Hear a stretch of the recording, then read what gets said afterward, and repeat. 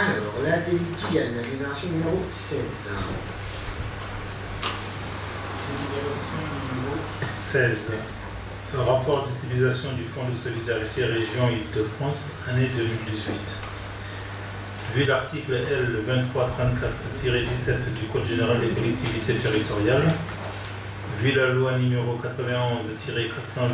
du 13 mai 1991, modifiée par la loi du 26 mars 1996, instituant un fonds de solidarité de la région Île-de-France pour soutenir les communes confrontées à une insuffisance de leurs ressources au regard de leurs charges et pour répondre à une logique de péréquation, considérant la nécessité d'établir un rapport annuel sur l'utilisation du SDRIF, du Fonds de solidarité région Île-de-France, considérant que la commune a bénéficié de la somme de 684 154 € au titre de ce fonds pour l'année 2018, vu l'exposé du rapporteur, approuve le rapport d'utilisation des 684 154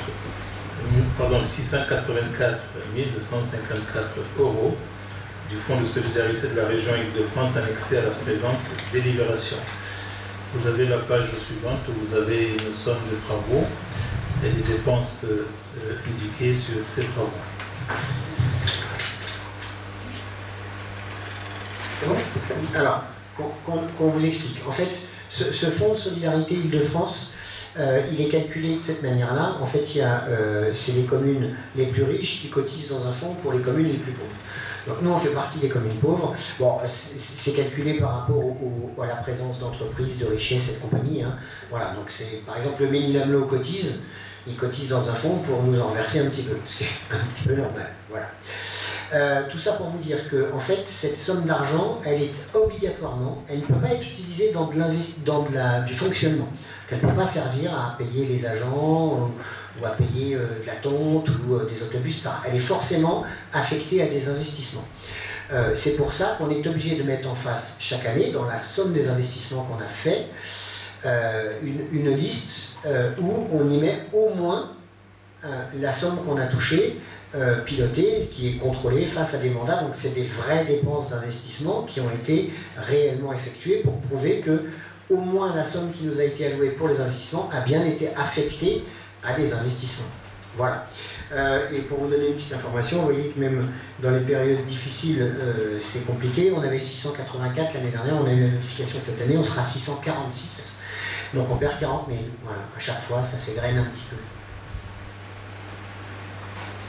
Si vous avez des commentaires.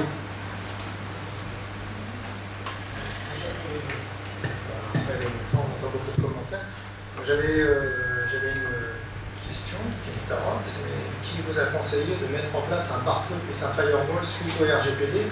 Cette phrase à elle seule ne veut rien dire. Un pare-feu, c'est un firewall en anglais. Un pare-feu en français, c'est firewall en anglais.